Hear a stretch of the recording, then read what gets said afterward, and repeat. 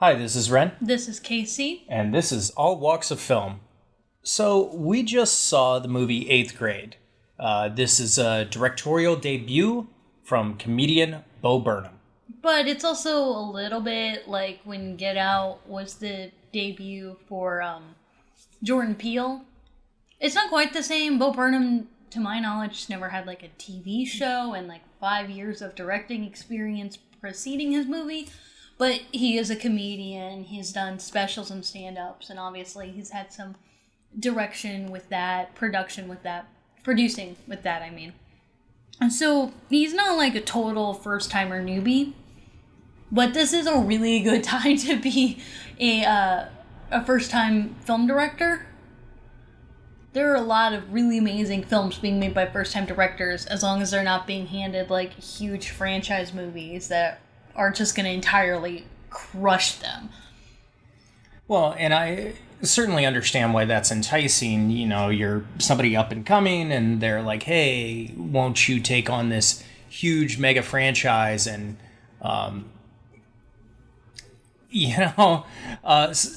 very rarely does it actually work. I mean, I think Chris Nolan is probably the only time where he was handed a big franchise. Wasn't a first-time director, though. When he made The Dark Knight, he had only made a couple films. Yes, he wasn't. Batman Begins? Yeah. But one of those films was Memento. Yeah. Ryan Coogler had only made 2 films before Black Panther, but he made 2 films. Right, and Rian Johnson only made 3 films before, and then he made The Last Jedi. So yeah.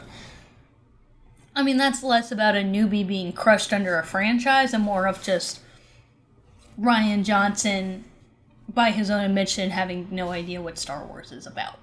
Yeah. None of that has to do with 8th grade. Right. So 8th grade is sort of not what I was expecting from Bo Burnham. I will admit, when I heard about the movie, I got him mixed up with another BB comedian. I got him mixed up with Bill Burr, who's a very different comedian. And if he directed 8th grade, I think a lot more shit would have happened to the girl, but we'll get into that later. Anyways, so this movie stars a young YouTuber named Kayla. And she is a really shy and awkward person in real life, but online she's a little bit more confident. But by more confident, it's like barely. No, she's still super weird and awkward. Yeah. But she's trying to give advice to other people based on her own life situations. And a lot of times she's making videos where she's like, to be confident, you just make a decision to be confident. And she just made a decision to be confident. But most of the time, the videos are things like, oh, hey, this thing was a super positive experience. And you see that, no, it absolutely was, traumatizing for someone of her age. So there is some of the phoniness with the YouTube thing. But the YouTube thing I thought was really interesting because she's not a YouTuber. She's someone who watches YouTubers and is interested in being a content creator, but it's very low budget. Everything is through her photo booth application on her Mac. Photo booth! Yeah. That's how bad it is. And yeah, she doesn't edit any of her work. She doesn't edit anything. There's no sense of lighting or production. Everything is really poor visual quality. And nobody is watching her videos. Which, it's funny. She does the whole thing of like, hey guys, make sure to like and subscribe and share it with your friends. And it's funny that it doesn't matter if you have 0 viewers or if you have millions of viewers. You still have to beg for views on YouTube. Really, really badly. But that's not necessarily what the thrust of the 8th grade is about. There's a lot of stuff about her interactions with social media, which we saw a movie that dealt with it in a similar way with Ingrid Goes West. And I praise that movie for being the first movie to feel very organic and really authentic about the way people communicate with social media. And 8th Grade also did that very well. Yeah, almost to the point where, like, watching the movie, I kind of feel bad for people in generations under mine because, like, people are so locked in to, like, social media and stuff like that they're not paying attention to the outside world. And that was very much expressed in this film. Like, there's several scenes where Kayla has her headphones in, her dad's trying to talk to her, or like the bully in the movie isn't this really tired, boring trope of a bully who is just like, hey, you're funny looking, I'm gonna beat your face in because you're not exactly like me, or you have acne or whatever. The bully in the movie is somebody who just doesn't talk to her when Kayla talks to her. Like, Kayla will talk to the bully and the bully's like, dude, I don't engage with you. Bye. Yeah, I mean, there's like one scene where she's like talking to her and she's like, what? Oh, that was that was the bully's friend. But still, yeah, exactly. It's more about like ignoring someone and just not acknowledging their existence over like, I'm gonna physically beat the shit out of you because I don't happen to like your face today, or whatever the excuses that bullies usually give.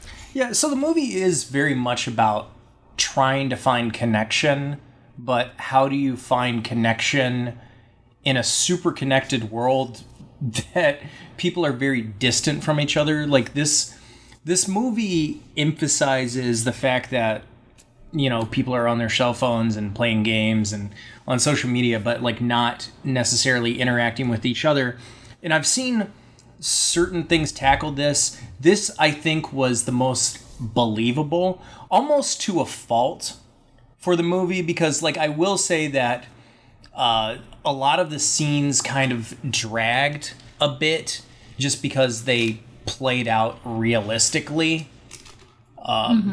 To that extent, you know, like the constant scrolling, the constant looking at different things, the fact that she presents herself on YouTube, doesn't edit anything, and there's a lot of likes, whatevers, and it gets awkward. What's really interesting about this movie is it has some elements of mean-spiritedness, but it never delves too deep into that, which is weird because this movie keeps on hinting that things are going to go in a different direction, and there's a certain amount of kid gloves that this movie has. In some cases, it's also very self-aware. Like, there is a point in the movie where there's a girl who tells Kayla, like, hey, you know that guy that you're ogling at, he's a total dick. He had a girlfriend who was really nice to him, and he dumped her because she wouldn't send him nude pictures. And Aiden? then Aiden. So then Kayla tries to talk to him and tries to, like, subtly drop, like, oh, I have dirty pictures of myself on my phone. You know, things like that. A lot of times movies wouldn't, you know, they would have this sort of like candy-coated idea that like, oh, if you're in 8th grade, you're not like experimenting with your sexuality or talking about taking nudes of yourself, and like being sexually experienced is not something you're interested in at the moment. And it becomes this whole thing of her like trying to figure out how to learn about how to be sexually experienced. Yeah, and it's I'm glad that they do that, and I'm glad that it's so ridiculously weird and awkward, but I'm also just glad that they're like, yes, when you're in 8th grade, you are 100% definitely thinking about shit like that. Yeah, and the big thing is, like, so many filmmakers are kind of, like, afraid to talk about that. Like, they'll drop some subtle, like, oh, he kissed me and all that kind of stuff, and it's like, yeah, exactly, and it's like, dude, maybe we'll not hold every hands, tee hee hee. Yeah, like at that age, kids aren't borderline asexual. Most kids, have a sexuality and are trying to figure it out. They're not like, oh, well, sex isn't like a part of things. There are definitely 8th grade boys who will straight up ask 8th grade girls, oh, do you give blowjobs? Which is what happened in the movie. That is a real thing that happens, and it's super fucking weird and awkward and uncomfortable. I certainly, everybody. Yeah, I certainly know it happened when I was in 8th grade. Mm-hmm. So, that being said, probably the closest film that I can think of that's similar to this is a much more mean-spirited film than this, and that's Todd Solondz's Welcome to the Dollhouse. It's very much like a cross of Lady Bird and Welcome to the Dollhouse. Yeah, that is a really good comparison, except with this film, it's about a relationship with a girl and her father, and Lady Bird was... A little bit. But also, to be perfectly honest, although I do think Lady Bird is technically a better movie, I definitely was a lot more interested in watching Ellie Fisher than Greta Gerwig. Ellie Fisher was a really good performer. She was a really strong actress. I'm really glad that she's getting a lot of the accolades that she's been getting. You mean Saoirse Ronan? Oh, yeah. I didn't mean Greta Gerwig. I meant Saoirse Ronan. Sorry. I would much rather watch Ellie Fisher than Saoirse Ronan. But also, Ellie Fisher looks like an 8th grader.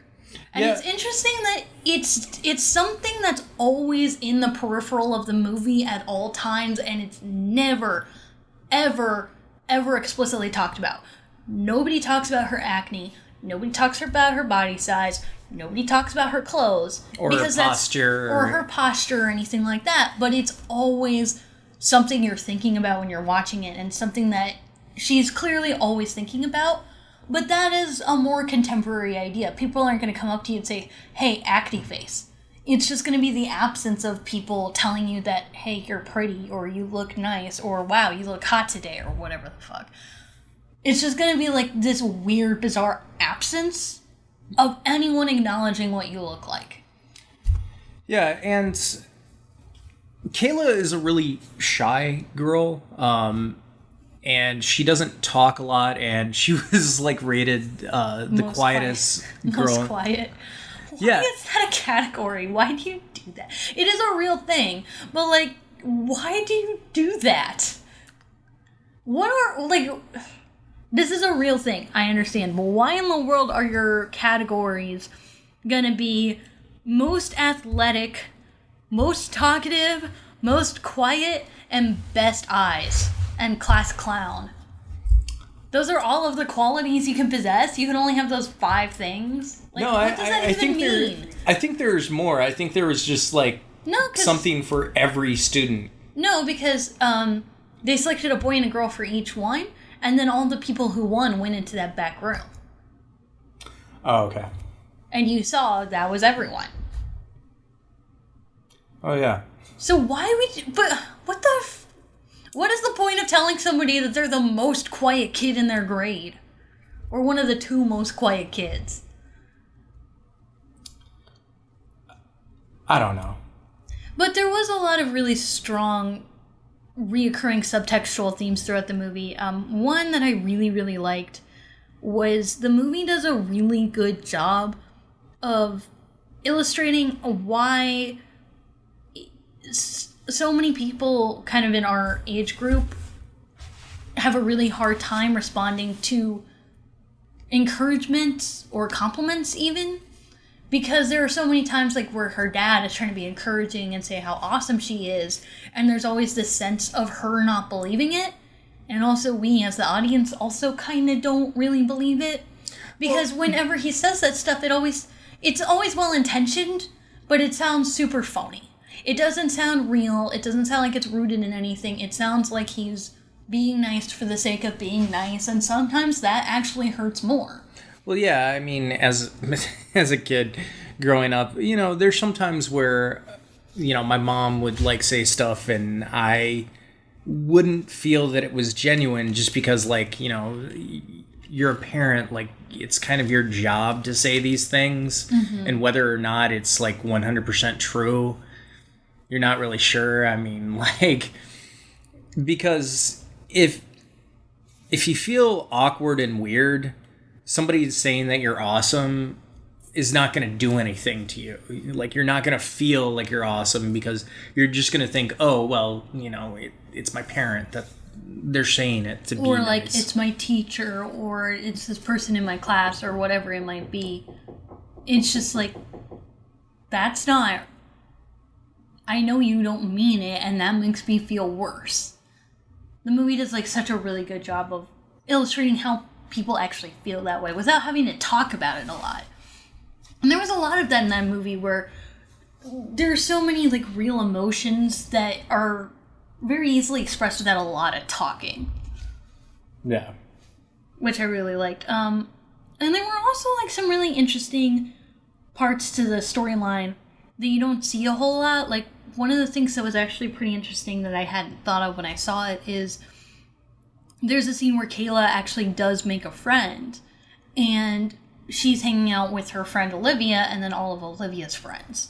And after Olivia leaves, one of Olivia's friends kind of is like being pretty emotionally abusive towards her. I mean, I would say that comes a little bit later. He's pushing buttons and then he gets emotionally abusive. Now, if you want to say that that's through in and throughout, but like, he's taking advantage of a naive young girl that, doesn't think much of herself. And, like, quite frankly, he's being exploitative. Right. He might not mean to be, and he might not think of it that way, but that is what he's doing. And unfortunately, then when she those doesn't go with it, he is being emotionally abusive by saying, like, hey, this was all your fault. You should feel bad because I was doing this for your benefit. Yeah, and unfortunately, those type of people are more susceptible to being victims of, either emotional abuse or something like that, just because they don't have a lot of defenses. They become a target just by not having a lot of personal reservation about themselves. Right, and there were two really interesting things that came from that scene. One was it really did a superb job of bringing this feeling that a lot of women have of feeling powerless because they know that they will be sexualized irregardless of whether they want it or not, whether they're attempting to do that or not, or whether they're interested in it or not. It's something that's beyond their control and something they have no power over. The other interesting thing is the movie kind of also tried to bring this up, that ended her friendship with Olivia. She had like one friend she actually was getting to know and was actually kind of getting along with, and all of that is over because Olivia's friend did some stupid bullshit. Yeah. You don't really see stuff like that complicated. Normally, it would be about like, oh, I'm making googly eyes at this guy, and then the guy comes in and he's horrible to me, and then it's about my relationship with the guy. Yeah. And a lot of things don't really get into like how that can affect people's friendships with one another too.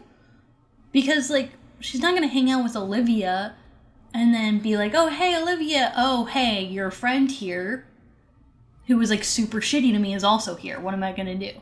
You're not gonna do that. Yeah.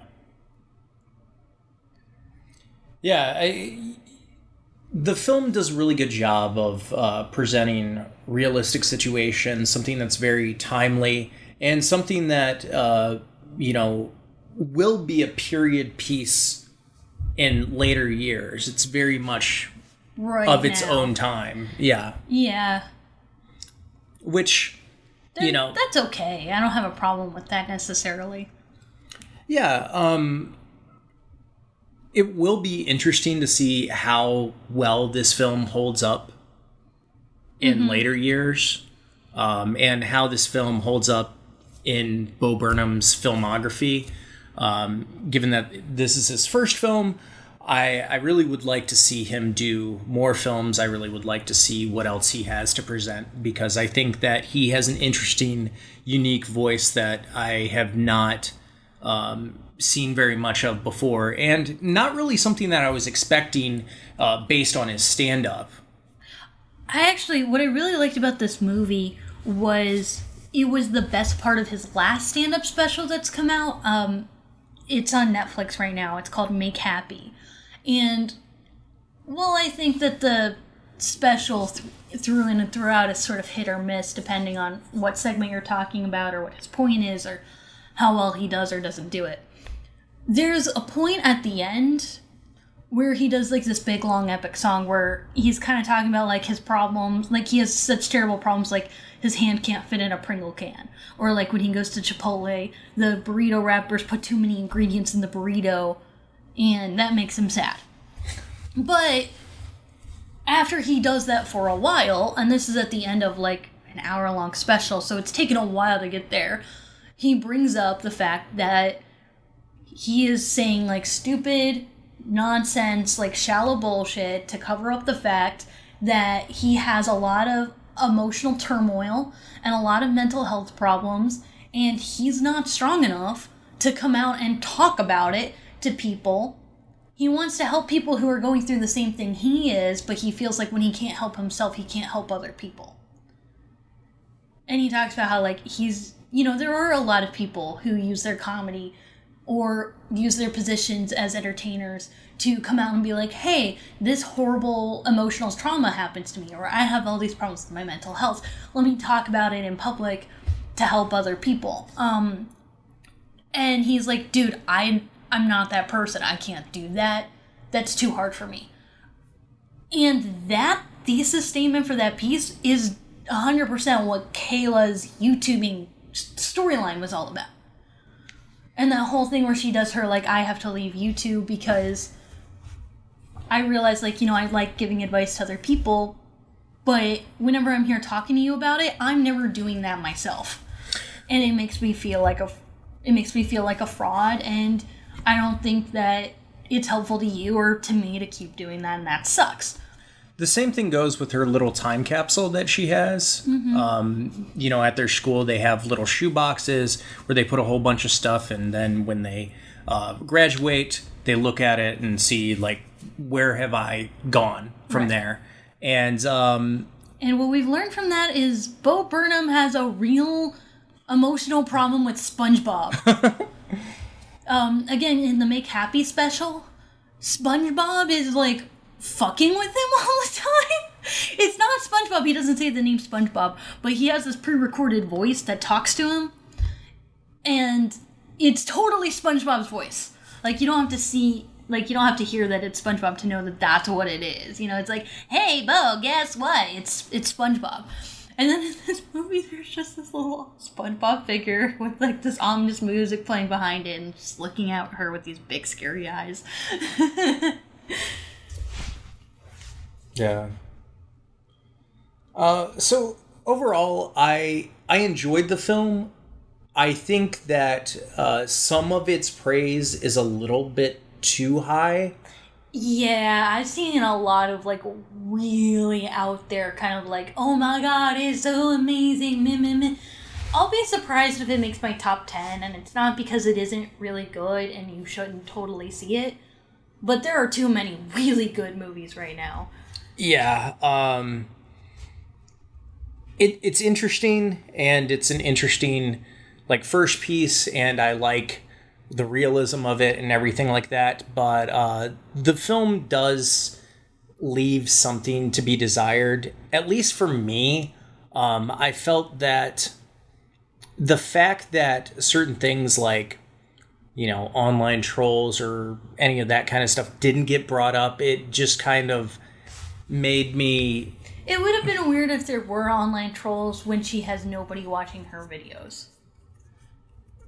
Yeah, but if she were on, like, Twitter, I don't know, man. Like...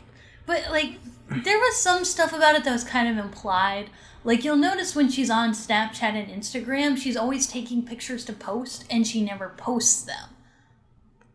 And whenever she's leaving comments on other people's stuff, she's always leaving super generic shit. She's never, like, actually saying, like, a thought or an opinion. Oh, okay. And to me, that seemed to be, like, kind of a more subtle way of indicating, like, she's doing that very much on purpose because she's been shit on online before. That's a fair point. It might have been too subtle. I think that's totally a valid opinion, but that's what I saw in that. Yeah, and I would agree with you. If that was the intention of him, I would say that that's a little too subtle for my taste. I mean, that's fair. That's valid, but that's what I came away with a little bit. Because I know that there are kids like that do put themselves out on social media, and then like somebody in their class finds out about it, and then they sort of become the subject of ridicule because, you know, people watch their stuff and are just like, oh wow, look at this loser. Yeah, which but the because movie... nobody at her school really knows who she is or really talks to her, why would they be watching her videos? Yeah, you know, that's a fair point. I just... It kind of goes back into that idea of, like, a big part of the thing isn't necessarily that she's being, like, really maliciously bullied. There's just this, like, huge gaping hole of interaction. Yeah. Where people just don't see her and don't talk to her and don't look at her stuff, you know? Yeah, I get what you're saying, because like I will say there have been times where like I as a YouTuber have, you know, made videos, edited them, and all this kind of stuff, and then months go by and nobody's commented on it, and then it was like, wow, I really put a lot of work into that, and nobody seems to care. And you know, that is a sad thing about our current reality is like, you know, we are putting ourselves out there more, but people are far less receptive, mainly because you kind of get lost in the void of everything, you know, like, you know, you watch things for like 2 minutes, then you click away and you watch something else and all that kind of stuff. So, you know, I get it. It's just, you know, there are times where you want to be more social. And I see Kayla as sort of representing this, you know, idea of, you know, trying to connect, but like not necessarily having the experience to, and also, you know, growing up in a society where people are connected, but they're not connecting with each other. Mm-hmm. They're connected, they're just not connecting. Yeah. I do think part of it too is one of the relatively few weaknesses with the film is that it is trying to avoid a lot of the tropes and be a little bit subversive. Like, it would have been super easy for her to say that stuff to Aiden about, like, oh, I have nudes in my picture, and then for him to comment on her social media profile, like, hey, you're a slut, you fucking skank, whatever, you know, and then she gets a bad reputation for being really skanky. That would have been super obvious. So instead... But also, nothing happened. But also, like, here's the thing, like, most boys would not act that way. I get that there are certain subsect of people that act that way, but most guys in that type of situation would be trying to get something out of the situation, so why would they, you know, purposely do something to, like, you know, fuck that up? Well, there are a lot of times, where women are online and guys try to contact them and they're like, hey babe, you're super beautiful and sexy, show me your tits. Oh, well, you're not gonna respond to me? Fuck you, bitch, you deserve to die in a car wreck, you fucking cunt.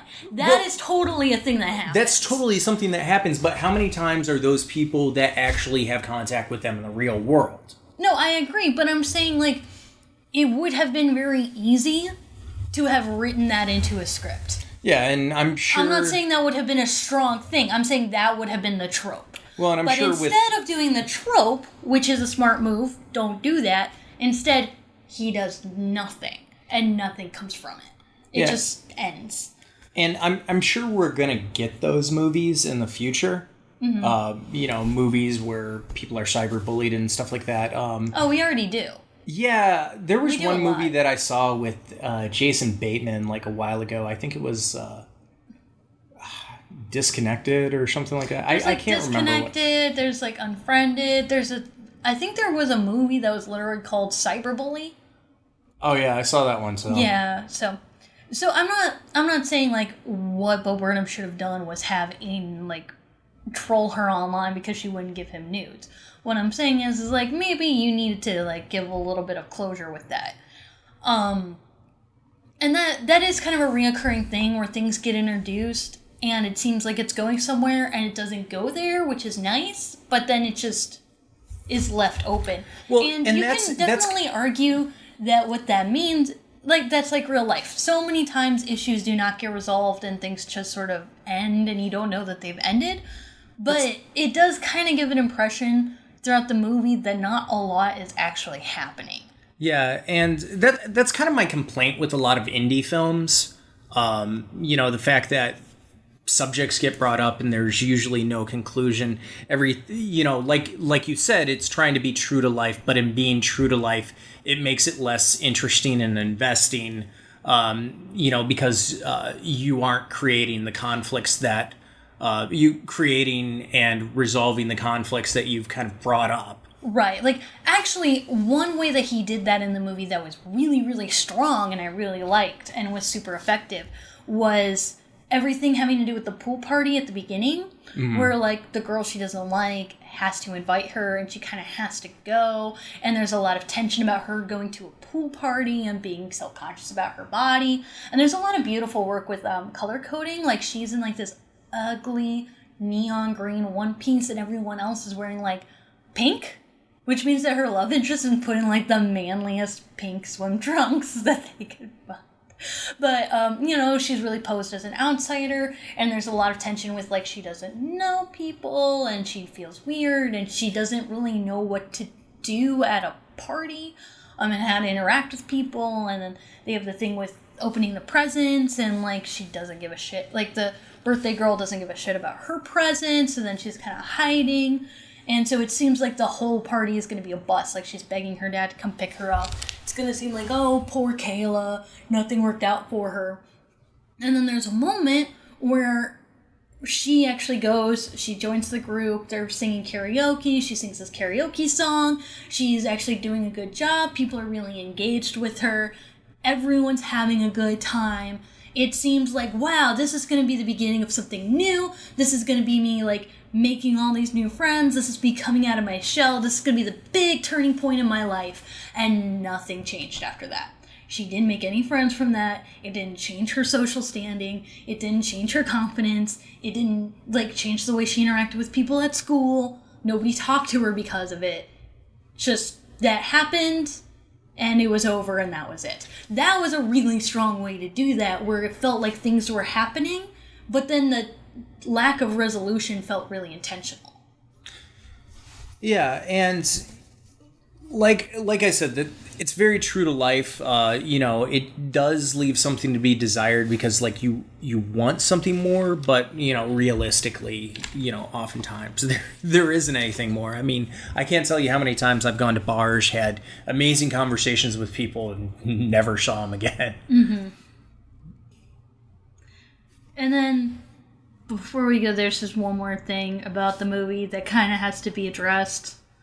It's the Rick and Morty thing. Yeah. Where, like, yeah, it's cool that you referenced Rick and Morty because, like, it's pretty obvious that Bo Burnham has, like, a lot comedically in common with Rick and Morty, so, like, it being referenced isn't that weird.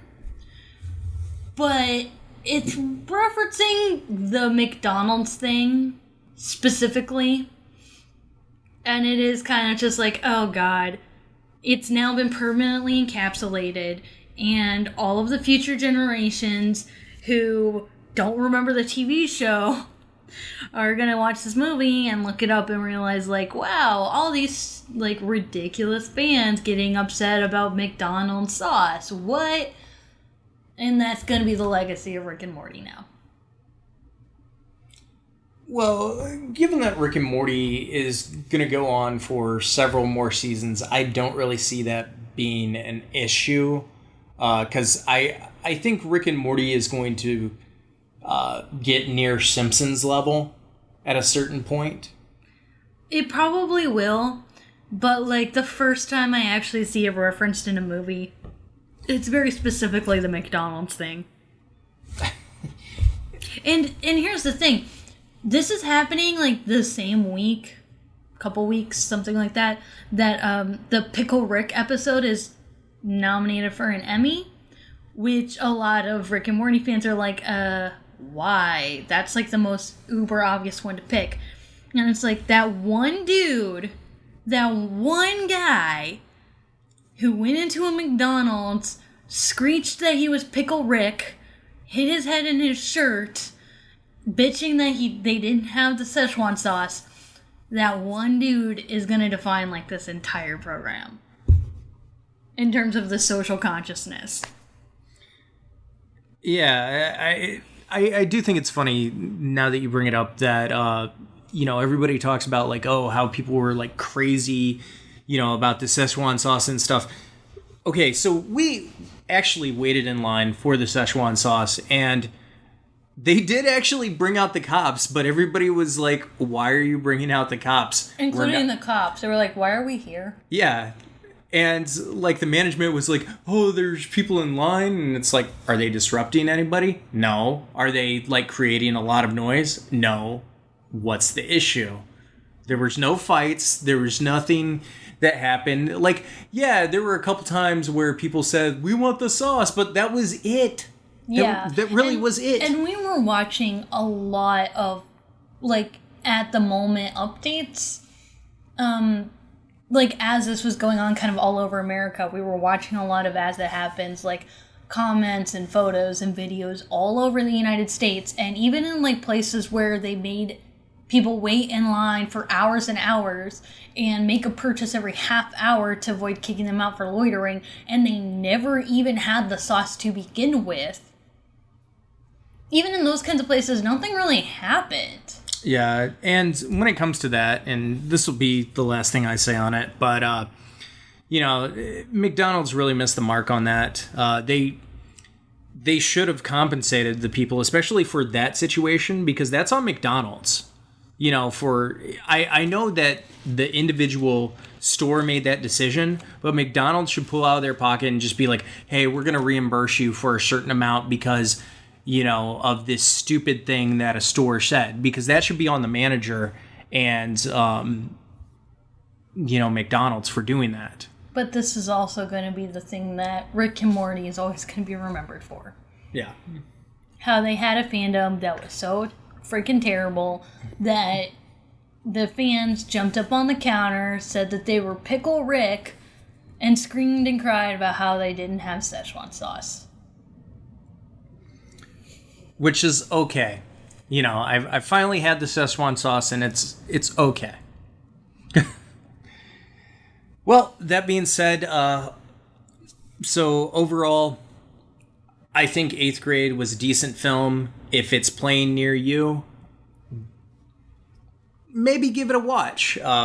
If you have Movie Pass, you're really not losing anything by watching this film. It's not very long. It's 93 minutes. And I think it's a sweet little film. Do I wish it was a little bit more than what it was? Yes, but, overall I thought it was an enjoyable experience, and I would give it a light recommend. So if you've seen the film, let us know what you think below. Let us know what you thought of our opinions on the film, and thanks for listening.